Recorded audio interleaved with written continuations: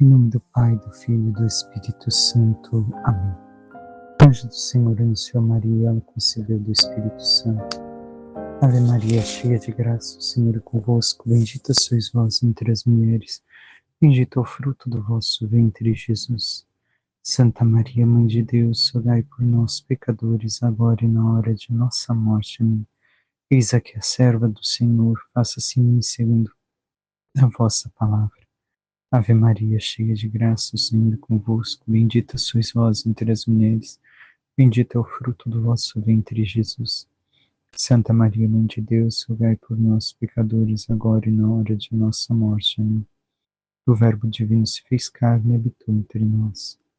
Ave Maria, cheia de graça, o Senhor é convosco. Bendita sois vós entre as mulheres. Bendito é o fruto do vosso ventre, Jesus. Santa Maria, Mãe de Deus, rogai por nós, pecadores, agora e na hora de nossa morte. Amém. Rogai por nós, Santa Mãe de Deus, para que sejamos dignos das promessas de Cristo.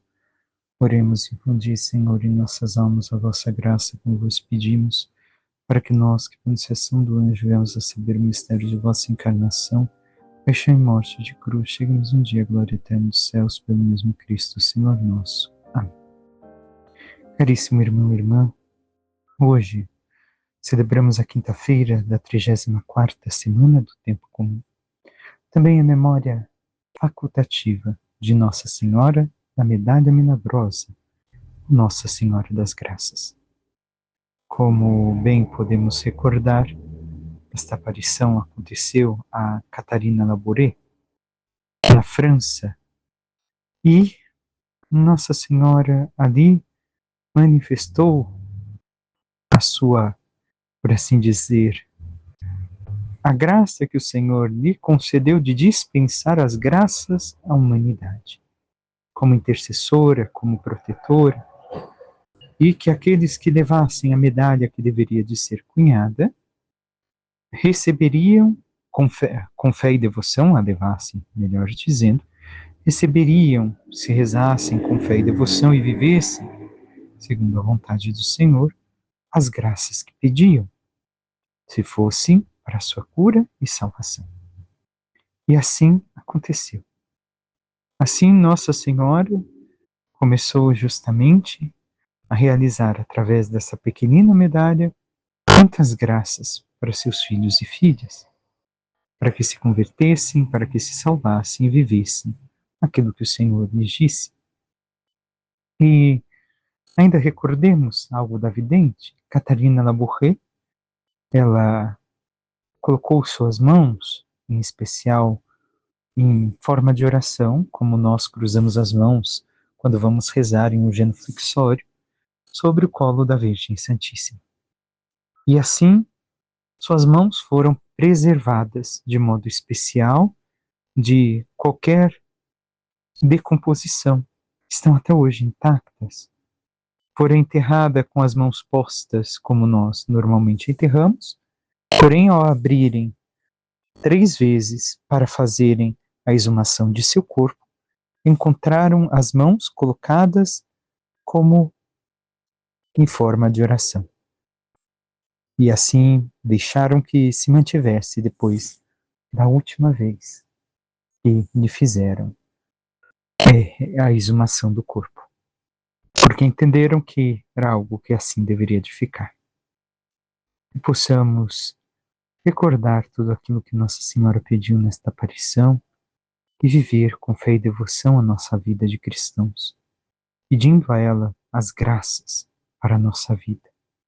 Em especial, como em uma das aparições relatou a Santa Catarina, que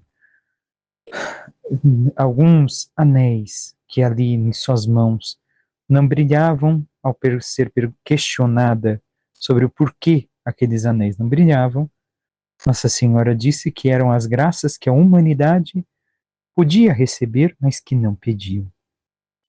Então, que nós sejamos capazes de compreender quais são essas graças que o Senhor quer nos conceder e pedi-las para que, por intercessão de sua mãe, Ele nos conceda e assim vivamos mais santamente a sua vontade. Entremos na liturgia de hoje. Seguimos com o livro de Daniel. Naqueles dias aproximaram-se os chefes do reino e encontraram Daniel orando e fazendo preces a seu Deus.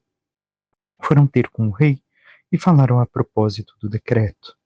Ó rei, acaso não assinaste um decreto segundo o qual toda pessoa que nos próximos 30 dias dirige oração a qualquer divindade ou homem que não sejas tu, ó rei, seria atirada na cova dos leões? O rei respondeu: é o que dizeis, é verdade, como manda a lei dos medos e persas, e que não se pode violar. Então eles disseram perante o rei: Daniel, um dos cativos de Judá, não fez caso de ti, ó rei, nem o decreto que assinastes. Mas 3 vezes por dia ele faz suas preces e orações. Ao ouvir isto, o rei ficou muito desapontado e tomou a resolução de salvar Daniel, empenhando-se em libertá-lo antes do pôr do sol. Mas aqueles homens instaram com o rei e disseram: não te esqueças, ó rei, de que é a lei dos medos e persas que não se pode mudar, nenhum decreto que o rei tenha promulgado. Então o rei deu ordem para buscar Daniel e lançá-lo na cova dos leões. E disse a ele: o teu Deus, a quem prestas culto com perseverança, haverá de salvar-te. Trouxeram uma pedra e colocaram-na sobre a boca da cova, que o rei marcou com seu anel e os dos grandes da corte, para que nada se tentasse contra Daniel. O rei retirou-se para o palácio e foi dormir sem cear, e não quis que lhe trouxessem comida. Além disso, não conseguiu conciliar o sono. Ao raiar do dia, levantou-se o rei e foi apressadamente à cova dos leões. Aproximando-se da cova, chamou por Daniel com voz aflita e disse: Daniel, servo do Deus vivo, teu Deus, a quem prestas culto com perseverança, pôde salvar-te dos leões? E Daniel respondeu ao rei: ó rei, vive para sempre. O meu Deus enviou seu anjo e fechou a boca dos leões. Os leões não me fizeram mal, porque na presença dele foi provada a minha inocência. Tampouco pratiquei qualquer crime contra ti, ó rei. Com isso alegrou-se grandemente o rei e mandou tirar Daniel da cova. Quando o retiraram, nenhuma lesão mostrava a ele porque acreditara em seu Deus. O rei mandou vir os homens que acusaram Daniel e os fez lançar na cova dos leões, juntamente com seus filhos e suas mulheres. Estes não tinham chegado ao fundo da cova, e já os leões caíam sobre eles, esmagando-lhes os ossos. Então o rei Dário escreveu a todos os povos, nações e línguas que habitavam a terra: que vossa paz se multiplique. Está decretado por mim que em todo o território do meu império todos respeitem e temam o Deus de Daniel. Ele é o Deus vivo que permanece para sempre. Seu reino não será destruído e seu poder durará eternamente. Ele é o libertador e o salvador que opera sinais e maravilhas no céu e na terra. Foi ele quem salvou Daniel das garras dos leões. Palavra do Senhor, graças a Deus. O que vemos, Daniel na cova dos leões, a parte que mais nos faz memória deste livro profético. E encontramos, de certo modo, em Daniel aquilo que vamos ouvir também no Evangelho de hoje. Apesar que já meditamos este Evangelho, também reflete um pouco aquilo que está na primeira leitura. Vemos que diante de todos aqueles que não confiavam em Deus, não viviam a fé e queriam simplesmente servir-se do rei e servir ao rei, Daniel foi julgado como um grande criminoso. E assim deveria de pagar aquela lei humana. Pagar por um crime que diante de Deus não cometera. E então vemos aqui a diferença entre a lei humana e a lei divina. Uma deve de complementar a outra no sentido de que a lei humana deve de ser uma continuidade, uma aplicação da lei divina e não algo diverso da mesma. E sendo assim, infelizmente, nossas nações, o mundo inteiro, afastando-se do Deus verdadeiro, constituiu leis civis completamente, algumas diversas daquilo que é a lei divina. E Daniel nos mostra que devemos de ser fiéis ao Senhor, de rezar e confiar ao Senhor, sabendo que tantas vezes, se a lei do Senhor, da santidade, da obediência, a lei do amor, é diferente daquela lei humana, nos custará. Seremos lançados à boca dos leões, mas o Senhor Deus, se nós confiamos nele, como Daniel e como todos os santos, porque este mesmo fato podemos encontrar replicado na vida dos santos com aquilo que passaram por serem fiéis ao Senhor, aos seus mandamentos, à sua santidade, ao seu amor. Se nós crermos no Senhor como eles, também nada nos acontecerá. No mundo apareceremos como mortos, é isso que a cova também nos recorda, um sepulcro, mas o Senhor está em nossa defesa e, na verdade, nós estamos vivos, sãos, salvos. Enquanto os homens que vivem somente dos pensamentos humanos e das vontades humanas, das convenções humanas, de coisas que por prazer ou por gosto humano os homens querem viver, que os afasta de Deus, eles é que estão cavando a sua autodestruição. Porque recordemos, o rei Dário foi escolhido por Deus e reconhecendo e tendo fé neste Deus vivo, mesmo sem ainda ser, por assim dizer, sem ser um judeu, ele acreditou no Deus de Daniel, porque disse: o teu Deus te salvará. E depois, ao chegar ali, perguntou: teu Deus te salvou? E assim o Senhor o fez. O Senhor salvou Daniel dos leões. Porém, aqueles que tramaram contra Daniel e foram contra a lei divina, pagaram com alto custo aquilo que fizeram. Isso não é questão de desejarmos vingança, devemos de desejar sempre a conversão, a salvação dos irmãos e irmãs. Porém, se não se esforçam em se arrepender, em voltar o coração ao Senhor Deus, em mudar suas vidas, colherão o mal que plantaram. O mal que esperaram para os demais é justamente o que recairá sobre eles. Nós temos vivido na fidelidade ao Senhor ou na fidelidade às convenções humanas, distante daquilo que o Senhor nos propõe? O Evangelho nos diz, como continuidade, naquele tempo disse Jesus aos seus discípulos: quando vir de Jerusalém cercada de exércitos, ficai sabendo que a sua destruição está próxima. Então os que estiverem na Judéia devem fugir para as montanhas.